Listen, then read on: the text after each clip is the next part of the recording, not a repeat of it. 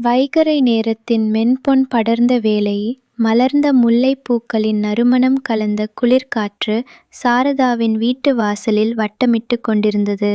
43 வயதான அந்த பெண்மணிக்கு தனிமை என்பது இப்போது பழகிப்போன ஆடையாகிவிட்டது. கணவர் மறைந்து 6 வருடங்கள் ஆகின்றன.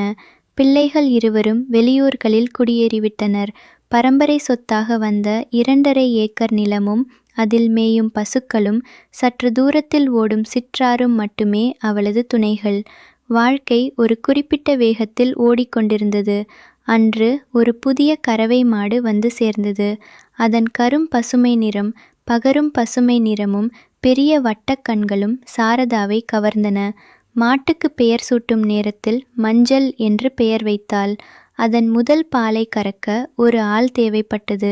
அந்தச் சமயத்தில்தான் கதிர் சைக்கிளில் வந்து நின்றான். 35 வயது மதிக்கத்தக்க அவனது முகத்தில் எப்போதும் ஒரு தெள்ளிய புன்னகை தவழும். தோள்வரை நீண்ட சட்டை, அழுக்கு படிந்த கால் சட்டை, எளிமையான தோற்றம். "அம்மா, உங்க மஞ்சள் நல்ல பால் கொடுக்குமா?" என்று அவன் கேட்டபோது அவன் குரலில் ஒரு இனம் புரியா இசை இருந்தது. சாரதா அவனை ஏறிட்டுப் பார்த்தாள். அவன் இளமை அவளுக்குள் சற்று அச்சத்தை ஏற்படுத்தினாலும் அவன் கண்களில் தெரிந்த மரியாதையும் பணிவும் அவளை நிம்மதியடையச் செய்தன. "நல்லா கொடுக்கும் கண்ணு, அதனாலதான் உன்னை வரச் சொன்னேன்" என்று சொன்னபோது சாரதாவின் குரலில் முதல் முறையாக ஒரு சிறு குழைவு ஒலித்தது. அன்று முதல் ஒவ்வொரு காலையும் சாரதாவின் வாழ்க்கையில் ஒரு புத்தம் புதிய உதயமாக மாறியது. 4 மணிக்கெல்லாம் எழுந்து விடுவாள். குளித்து பழைய காலத்து மருத்தி சேலையை உடுத்தி வாசலில் ரங்கோலி இடுவாள். மாட்டுத் தொழுவத்தை சுத்தம் செய்து மஞ்சளுக்கு தீவனம் போடுவாள். கதிரின் சைக்கிள் மணிச்சத்தம் கேட்டதும் அவளது நெஞ்சு லேசாக படபடக்கும். "என்ன அம்மா, இவ்வளவு சீக்கிரம் குளிச்சு முடிச்சிட்டீங்க?" என்று கேட்டபடி கதிர் உள்ளே வருவான். "தூக்கம் வரமாட்டேங்குது கதிர், சரி வேலையாவது முடிப்போம்னு தான்" என்று பதில் சொல்வாள் சாரதா. மாடு கறக்கும்போது கதிரின் தோள்பட்டை தசைகள் இறுகுவதும் அவன் கைவிரல்கள் லாவகமாக இயங்குவதும் அவளது கண்களை கவரும். பசுவின் பால் வாசனையும் கதிரின் உடல் வாசனையும் கலந்து அந்த காலை நேரத்தில் ஒரு புதுவிதமான மயக்கத்தை ஏற்படுத்தும். சாரதா அதை மறைக்க முயற்சித்தாலும் அவளது கண்கள் அவனை பின்தொடரும். ஒரு நாள் காலை மேகங்கள் கருத்து திரண்டு கொட்டும் மழையாக பொழிந்தது. கதிர் முழுவதுமாக நனைந்து சைக்கிளை தள்ளி கொண்டு வந்தான். ஈரம் சொட்டும் அவனது தலைமுடியும் ஒட்டிக்கொண்ட சட்டையும் பார்த்ததும் சாரதாவிற்கு ஒரே பரபரப்பு. "ஐயோ, என்ன இது கதிர், இப்படி நனைஞ்சிட்டையே" என்று பதறிப்போய் அவனை வீட்டிற்குள் அழைத்துச் சென்றாள். ஒரு வெள்ளைத் துண்டை எடுத்து அவன் தலையை துடைக்க முயன்றாள். அந்த வேளையில் அவளது விரல்கள் தற்செயலாக அவன் தோளில் பட்டன. அந்த ஒரு நொடி இரு உடல்களிலும் ஒரு மின்னல் பாய்ந்தது. கதிர் அவளது கண்களை நேருக்கு நேராக பார்த்தான். "அம்மா, நீங்க ரொம்ப தனியா இருக்கீங்க. உங்களை பார்த்துக்க ஒரு ஆள் வேணும்னு எனக்கு தோணுது" என்றான் மெதுவான குரலில். அந்த வார்த்தைகள் சாரதா பல வருடங்களாக தன் மனதிற்குள் மறைத்து வைத்திருந்த ஏதோ ஒன்றை திறந்து காட்டின. வாழ்க்கையில் சில சமயங்களில் மௌனம்தான் சிறந்த துணை என்று அவள் நினைத்தாலும் அவன் கண்களில் தெரிந்த உண்மை அவளை வெகுவாக பாதித்தது. மழை பெய்து ஓய்ந்த பின்னும் ஒரு ஈரம் இருவர் மனதிலும் அழுத்தமாக நின்றது. சாரதா தன்னை மீட்டுக்கொண்டு, "தேநீர் குடிச்சிட்டு போ" என்று அழைத்தாள். கதிர் மறுக்காமல் உள்ளே வந்தான். வரவேற்பறையில் இருவரும் எதிரெதிரே அமர்ந்தனர். வெளியே இறங்கிய மழையின் குளிர்ச்சிக்கு ஈடாக அவர்கள் பருகிய தேநீர் ஒரு தனி சூடாக இருந்தது. கதிர் தேநீரை குடிக்கும்போது அவனது விரல்கள் குவளையை சுற்றி வளைத்திருந்தன. சாரதா அந்த காட்சியை ரசித்தபடியே பார்த்தாள். "இந்த வீட்டிலேயே ஒரு நிம்மதி இருக்கு அம்மா, குறிப்பா உங்க சிரிப்பு, அது ஒரு புது வகை" என்று கதிர் சொன்னபோது சாரதா வெட்கத்துடன் தலை குனிந்தாள். 40 வயதை கடந்த ஒரு பெண்ணுக்கு ஒரு இளம் ஆணின் பாராட்டு இவ்வளவு இனிக்குமா என்று அவள் வியந்தாள். அவனது பார்வை அவளுக்கு ஒரு வித்தியாசமான உணர்வை தந்தது. அப்போது தற்செயலாக அவளது கை விரல்கள் அவனது விரல்களை தொட்டன. அவள் அந்த தொடுதலை விலக்கிக் கொள்ளவில்லை. அந்த ஒரு தொடுதல் 1000 வார்த்தைகளை விட அதிகமாக பேசியது. அவனுக்கும் அவளுக்கும் இடையில் ஒரு மெலன உடன்பாடு உருவானது. அந்த காலை பகல் நீண்டது. மஞ்சள் மாடு தன் தீவனத்தை மெல்ல வீட்டிற்குள் இரு மனிதர்கள் தங்களுக்குள் புதிதாக மலரும் உணர்வுகளை அனுபவித்துக் கொண்டிருந்தனர். கதிர் கிளம்பும் நேரத்தில் சாரதா அவனது கையில் ஒரு சிறு தேங்காய் பூசணிக்காயை கொடுத்தாள். இதை வீட்டுக்கு கொண்டு போய் சமைச்சிக்கோ என்றாள். கதிர் சிரித்தபடி அதை வாங்கிக் கொண்டான். அந்த சைக்கிள் மணி ஒலி தூரத்தில் மறைந்த பின்னும் சாரதா வாசலிலேயே நின்று கொண்டிருந்தாள். அவளுக்கு வாழ்க்கையில் ஏதோ மாறப்போகிறது என்ற நம்பிக்கை பிறந்திருந்தது. ஆனால் கிராமத்தில் எதுவும் ரகசியமாக இருப்பதில்லை. சிறிது நாட்களில் ஆள்காரன் எதுக்கு இவ்வளவு நேரம் உள்ளே இருக்கான் என்ற கேள்விகள் எழுந்தன. அக்கம் பக்கத்து பெண்கள் சாரதாவை பார்வையால் அளந்தனர். சிலர் கிணற்றடியில் கூடி மெதுவான குரலில் விமர்சனங்களை பகிர்ந்து கொண்டனர். சாரதாவிற்கு ஒரு புறம் பயமும் மறுபுறம் ஒரு குற்ற உணர்வும் குடிக்கொண்டன. ஆனால் மறுநாள் கதிர் வந்தபோது அவனே அந்த பேச்சுக்களை முறியடித்தான். ஊர் என்ன வேணாலும் பேசட்டும் அம்மா, உங்க மேல எனக்கு இருக்கிறது வெறும் ஆசை இல்லை, அது ஒரு ஆழமான புரிதல், அன்பு. உங்களுக்கு நான் பாதுகாப்பா இருப்பேன் என்றான் உறுதியான குரலில். அவனது அந்த ஆண்மை கலந்த பேச்சு சாரதாவிற்கு ஒரு புதிய தைரியத்தை கொடுத்தது. சமூகத்தின் கட்டுகளுக்கு அப்பால் தன் மனதின் குரலுக்கு செவிசாய்க்க அவள் முடிவு செய்தாள். சமூகம் என்ன சொன்னாலும் என் மனசுக்கு நீ வேணும்னு தோணுது கதிர் என்று அவள் முதன்முறையாக தன் உணர்வை வெளிப்படுத்தினாள். அந்த வார்த்தைகள் கதிரின் முகத்தில் ஒரு புத்துயிரை கொண்டு வந்தன. ஒரு மாலை நேரம். சூரியன் மலை உச்சியை நாறுங்கிக் கொண்டிருந்தான். தோட்டத்தில் இருவரும் தனியாக இருந்தனர். மஞ்சளும் இன்னொரு மாடும் அமைதியாக புல்லை மேய்ந்து கொண்டிருந்தன. சாரதா ஒரு கல்படியில் அமர்ந்தாள். கதிர் அவள் அருகில் நின்றான். கதிர், நமக்கிடையேயுள்ள வயது வித்தியாசம் உலகம் இதை ஒத்துக்கொள்ளுமா என்று கேட்டாள் சாரதா. கதிர் அவள் அருகில் மண்டியிட்டு அமர்ந்தான். அவனது கை அவளது கரத்தை மென்மையாக பற்றியது. மனசுக்கு வயசு ஏது அம்மா? அழகு என்பது முகத்தில் இல்லை, நமக்குள் இருக்கும் புரிதல், நமக்குள் இருக்கும் மரியாதை, இவைதான் முக்கியம். எனக்கு நீங்க வேண்டும், நீங்க இல்லாமல் எனக்கு வாழ்க்கையே இல்லை என்றான். அவனது குரலில் இருந்த உண்மை சாரதாவின் கண்களை கனப்படுத்தியது. அவள் அவனது தோளில் சாய்ந்தாள். அந்த நொடி உலகத்தின் அத்தனை சட்டங்களும் விதிகளும் மறைந்து போயின. அது வெறும் காமத்தை கடந்த ஒரு ஆத்மார்த்தமான ஈர்ப்பு. வயது ஒரு எண் மட்டுமே என்பதை அந்த சாய்வு உணர்த்தியது. கதிரின் இளமை களிப்பும் சாரதாவின் முதிர்ந்த பக்குவமும் ஒன்றிணைந்து ஒரு அழகிய கூட்டணியை உருவாக்கின. கதிர் அவளது கூந்தலை வருடினான். சாரதா அவனது காதை தொட்டாள். அந்த தொடுதல்கள் எதுவும் காமத்தின் அடையாளங்களாக இல்லை, மாறாக அவர்களது உறவின் ஆழத்தை உணர்த்தும் சின்னங்களாக இருந்தன. காலங்கள் ஓடினாலும் அவர்கள் உறவில் எந்த மாற்றமும் இல்லை. கதிர் இன்னும் பால்காரனாகவே வருகிறான். சாரதா அதே வீட்டில்தான் இருக்கிறாள். ஆனால் இப்போது அந்த அதிகாலை சந்திப்புகளில் ஒரு உயிர்ப்பு இருக்கிறது. அது வெறும் பால் கறக்கும் நேரமல்ல, அது அவர்கள் ஒருவரையொருவர் புரிந்து கொள்ளும் புனித நேரம். யாருமே இல்லாத நேரங்களில் அவர்கள் பகிர்ந்து கொள்ளும் பார்வைகளும் அருகில் நின்று பேசும் மெல்லிய உரையாடல்களும் எதையும் விட அதிக அர்த்தம் தருகின்றன. சமூகம் அவர்களை அம்மா பையன் என்று அழைத்தாலும் அவர்களுக்கு ஒன்று தெரியும், இது ஒரு புனிதமான பிணைப்பு. பால் வாசனையில் மலர்ந்து மரியாதையில் நனைந்து அன்பில் நிலைத்து நிற்கும் ஒரு அரிய உறவு. சில வேளைகளில் மாடுகள் தூங்கும் நேரத்தில் இருவரும் வரப்பில் உட்கார்ந்து பேசுவார்கள். வானத்தில் நட்சத்திரங்களை எண்ணுவார்கள். சாரதா தன் இளம் வயது கதைகளைச் சொல்வாள். கதிர் தன் கனவுகளை பகிர்ந்து கொள்வான். வாழ்க்கையின் கடினமான தருணங்கள் கூட இப்போது இலகுவாகத் தோன்றின. அதுதான் காதலின் சக்தி. ஒரு கோடை மாலையில் சாரதா சொன்னாள், கதிர், நான் இந்த வீட்டில் தனியாக இருந்தபோது எனக்கு பயமாக இருந்தது. இப்போது நீ இருக்கிறாய். அது எத்தனை பெரிய உறுதி தெரியுமா? கதிர் பதில் ஏதும் சொல்லாமல் அவள் கையை மட்டும் பிடித்தான். அந்த கைப்பிடி மட்டும் போதுமானதாக இருந்தது. வழக்கத்தை விட சற்று நேரம் கழித்து ஒரு சனிக்கிழமை காலையில் கதிர் வந்தான். வானம் புகைப்படிந்திருந்தது. வழக்கமான வெயில் இல்லை. அவனது சைக்கிள் மணி ஓசை கேட்டும் வீட்டுக் கதவு மூடியிருந்தது. சாரதா வெளியே வரவில்லை. அம்மா, அம்மா என்று குரல் கொடுத்தபடி உள்ளே நுழைந்தான். பதில் இல்லை. குழாய்க்கடையில் தண்ணீர் விழும் ஓசை மட்டும் கேட்டது. அவன் நேராக கொல்லை பக்கம் சென்றான். மாட்டுக்கு தீவனம் வைக்க வேண்டும். அங்கே குளியலறையின் திரைச்சீலையின் மறுபுறத்தில் சாரதா நீராடிக் கொண்டிருந்தாள். அந்த அதிகாலை வெளிச்சம் அவள் மீது விழுந்தது. நனைந்த கூந்தல் தோள்களில் ஒட்டி கொண்டிருந்தது. நீர்த்துளிகள் அவள் மேனியில் முத்துக்களாய் வழிந்தன. கதிர் அந்த காட்சியை எதிர்பாராதவனாக பார்த்துவிட்டான்.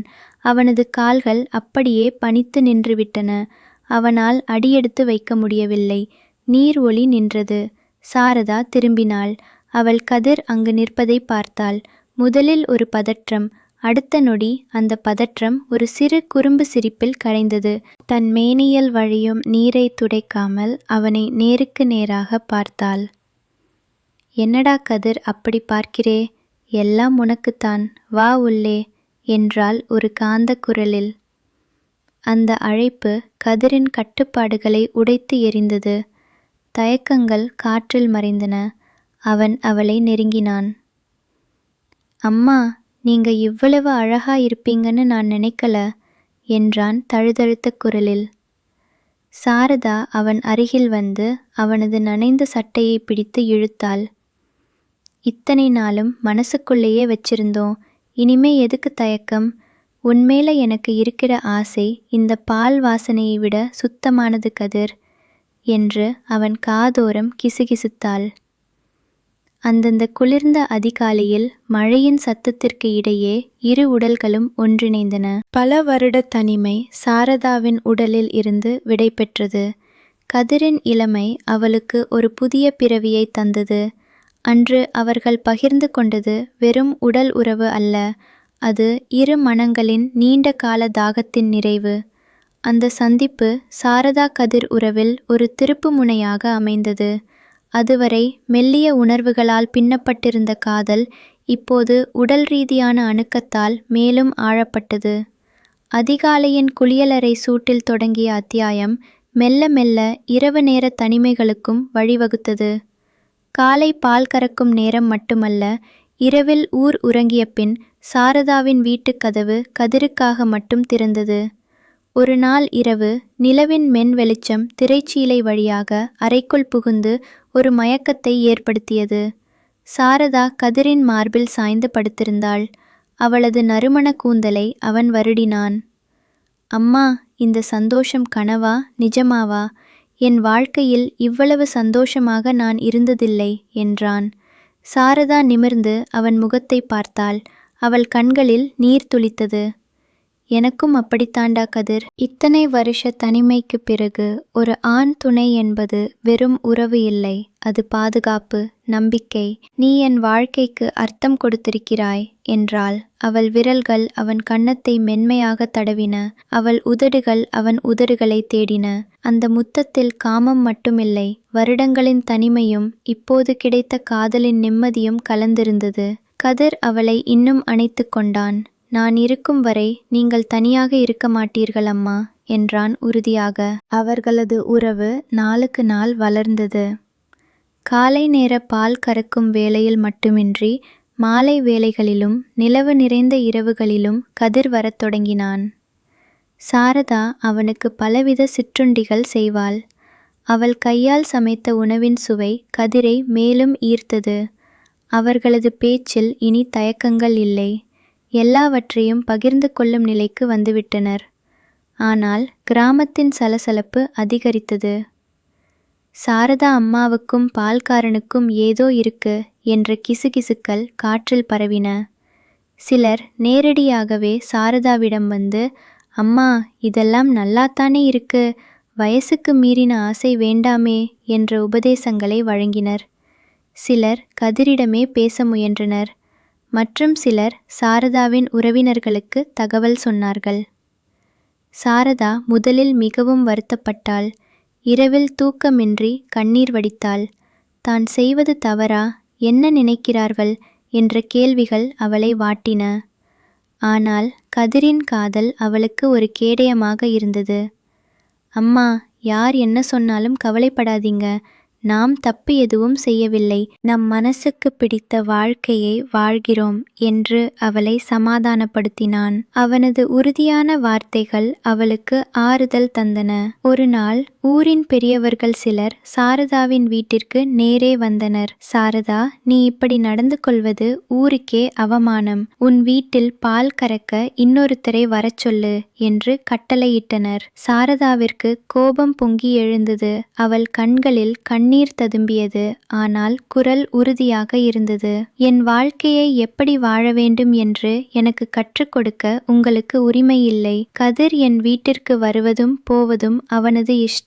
இதை தாண்டி நீங்கள் ஒரு வார்த்தை பேசினால் நான் சும்மா இருக்க மாட்டேன் என்று கடுமையாக பேசினாள். அந்த சண்டையின் பேது கதிர் அங்கு வந்தான். ஊர் மக்களும் சாரதாவும் சண்டையிட்டுக் கொண்டிருப்பதை கண்டான். அவன் அமைதியாக சாரதாவின் அருகில் வந்து நின்றான். அவளது கையை பற்றி கொண்டான். அம்மா, இனிமேல் தனியாக இல்லை. அவர்களுக்கு நான் இருக்கிறேன். எங்கள் உறவில் தப்பு கண்டவர்கள் யாராக இருந்தாலும் அதற்கு நான் பதில் சொல்ல வேண்டும். இந்த வரும் வெள்ளிக்கிழமை நான் சாரதாவை திருமணம் செய்து கொள்வேன் என்று உறுதியான குரலில் கூறினான். அந்த வார்த்தைகள் முழு கூட்டத்திலும் அதிர்வலைகளை ஏற்படுத்தின. சிலர் அதிர்ந்தனர், சிலர் கோபம் அடைந்தனர், சிலர் மௌனம் சாதித்தனர். சாரதாவிற்கு ஒரே வியப்பு. அவள் கதிரின் முகத்தை பார்த்தாள். அவன் கண்களில் எந்த தயக்கமும் இல்லை, முழு உறுதியும் இருந்தது. அந்த நொடியில் சமூகத்தின் அனைத்து கட்டுப்பாடுகளையும் உடைத்து தன் காதலை நிலைநாட்டும் ஒரு மனிதனின் ஆண்மையை அவள் கண்டாள். ஊர் மக்கள் முறைத்து பார்த்துவிட்டு, இதற்கு நாங்கள் உடன்பட மாட்டோம் என்று சொல்லிவிட்டு சென்றனர். ஆனால் அவர்கள் சென்ற பிறகு வீடு முழுவதும் ஒரு புதிய அமைதி நிலவியது. சாரதா கதிரின் அருகில் வந்து, உனக்கு பயமில்லையா என்று கேட்டாள். பயத்தை விட உங்கள் மீதுள்ள காதல் பெரிது அம்மா என்று பதில் சொன்னான் கதிர். அன்று முதல் அவர்கள் திருமணத்திற்கான ஆயத்தங்களை தொடங்கினர். வெள்ளிக்கிழமை வந்தது. எளிமையானதும் அதே நேரத்தில் உணர்ச்சி பொருந்தியதுமான ஒரு திருமணம். கதிரின் சில நண்பர்களும் சாரதாவின் சில அன்பான உறவுகளும் மட்டும் வந்திருந்தனர். மணமுடித்த பின் இருவரும் சாரதாவின் வீட்டிற்கு வந்தனர். அது இனி சாரதாவின் வீடு மட்டுமல்ல, அது கதிர் மற்றும் சாரதாவின் வீடு ஆனது. இப்போது ஒவ்வொரு காலையும் அவர்கள் ஒன்றாக எழுந்து மாட்டுத் தொழுவத்திற்கு சென்று மஞ்சளுக்கு உணவு இடுகிறார்கள். கதிர் பால் கறக்கிறான். சாரதா பக்கத்தில் நின்று வேடிக்கை பார்த்து கொண்டும் அவனுக்கு உதவி செய்தும் இருக்கிறாள். முன்பு வெறும் பால் வாசனையாக இருந்த இடம் இப்போது காதலின் நறுமணத்தில் குளித்து நிற்கிறது. கிராமத்தில் இன்னமும் சிலர் பேசுகிறார்கள். சில சமயங்களில் கடைகளில் வாங்கும்போது கூட அதட்டல்கள் வரும். ஆனால் இப்போது அந்த பேச்சுக்கள் அவர்களை பாதிப்பதில்லை. ஏனென்றால் அவர்கள் ஒருவருக்கொருவர் கொடுத்திருக்கும் பாதுகாப்பும் நம்பிக்கையும் அன்பும் எந்த விமர்சனத்தையும் வெல்லும் சக்தி வாய்ந்தவை. சாரதா இப்போது மிகவும் மகிழ்ச்சியாக இருக்கிறாள். அவளது முகத்தில் ஒரு பிரகாசம் ஏற்பட்டுள்ளது. கதிரும் அவள் அருகில் இருக்கும்போது முழுமையாக உணர்கிறான். இருவருக்கும் இடையிலான வயது வித்தியாசம், சமூகத்தின் எதிர்ப்பு, இவை எல்லாம் இப்போது அவர்களின் காதலின் முன் மிகவும் சிறியதாகிவிட்டன. மாலை வேளைகளில் இருவரும் தோட்டத்தில் உட்கார்ந்து மாடுகள் மேய்வதை பார்த்து கொண்டு பேசுவார்கள். கதிர், நீ வந்த அந்த முதல் நாள் ஞாபகம் இருக்கா என்று சாரதா கேட்பாள். இருக்கும் அம்மா. அன்று உங்க குரலில் ஒரு தனி இசை கேட்டது. அதுதான் என்னை இங்கு மீண்டும் வர வைத்தது என்று பதில் சொல்வான் கதிர். சாரதா சிரிப்பாள். அந்த சிரிப்பு கதிரின் உலகத்தையே ஒளிரச் செய்யும். அவர்கள் ஒரு அழகிய இணை. இப்போது அவர்கள் எதிர்காலத்தை பற்றி பேசத் தொடங்கியுள்ளனர். ஒரு குழந்தை வேண்டுமா? நிலத்தில் வேறு என்ன பயிரிடலாம்? புதிதாக ஒரு வீடு கட்டலாமா? இப்படி பல கனவுகளை அவர்கள் பகிர்ந்து கொள்கிறார்கள். காலை முதல் மாலை வரை சிரிப்பும் பேச்சும் அமைதியும் நிறைந்த அவர்களின் வாழ்க்கை இப்போது ஒரு புதிய அத்தியாயத்திற்கு தயாராகி வருகிறது. காதல் வயதை மீறியது, சமூகத்தை மீறியது, எல்லையை மீறியது என்பதற்கு அவர்கள்தான் சிறந்த உதாரணம். கதையின் முடிவில் சாரதாவும் கதிரும் ஒன்றாக சந்தோஷமாக வாழ்வது தெரிகிறது. அவர்கள் தங்கள் வாழ்க்கையில் ஒருவருக்கொருவர் முழுமையான ஆதரவாக உள்ளனர். மாடுகள் மேய்ந்து கொண்டிருக்க தோட்டத்தின் ஓரத்தில் அமர்ந்து எதிர்கால கனவுகளை பகிர்ந்து கொள்கிறார்கள். சாரதா கதிருக்கு பாடம் சொல்லிக் கொடுக்கிறாள். கதிர் சாரதாவிற்கு புதிய உலக விஷயங்களை சொல்கிறான். இவ்வாறு கற்றலும் கற்பிப்புமாக அவர்களின் வாழ்க்கை செழிப்பாக மாறுகிறது. ஒரு நாள் மாலை சாரதா சொன்னாள், கதிர், உன்னை போன்ற ஒரு ஆத்மா என் வாழ்க்கையில் வந்தது என் அதிர்ஷ்டம். நீ இல்லையென்றால் நான் இன்னும் இந்த வீட்டில் மட்டும் அடைபட்டு தனிமையின் குளிரில் உறைந்து போயிருப்பேன். கதிர் அவளை அணைத்து கொண்டு, நீங்க இல்லையென்றால் நான் இன்னும் சைக்கிளில் ஏதோ ஒரு தெருவில் அலைந்து கொண்டிருப்பேன். நீங்க எனக்கு வீடு காட்டினீர்கள் என்றான். அவர்களது பேச்சு முடிவதற்குள் வானத்தில் நட்சத்திரங்கள் மின்ன ஆரம்பித்துவிட்டன. மாடுகள் தங்கள் உறக்கத்திற்கு சென்றன. சாரதாவும் கதிரும் வீட்டுக்குள் சென்றனர். வாழ்க்கையின் இந்த பயணத்தில் அவர்கள் ஒருவரையொருவர் தேர்ந்தெடுத்தனர். அது மட்டுமே முக்கியம். மற்றபடி உலகம் எதை சொன்னாலும் அது அவர்களுக்கு காற்றில் பறக்கும் தூசி. இந்த கதை நமக்கு சொல்லும் பாடம் ஒன்றே, உண்மையான அன்பிற்கு வயது இல்லை, எல்லை இல்லை, சமூகம் இல்லை. இதயம் இணைந்தால் உலகம் இணையும். சாரதாவும் கதிரும் அதை நிரூபித்து காட்டியுள்ளனர். உங்கள் கருத்துக்கள் மற்றும் ஆதரவு எங்களுக்கு மகிழ்ச்சி அளிக்கிறது. இந்த கதை உங்களுக்கு பிடித்திருந்தால் அதை உங்கள் நண்பர்களுடன் பகிர்ந்து மேலும் இது போன்ற உள்ளடக்கத்திற்கு எங்களுடன் இருங்கள். நன்றி.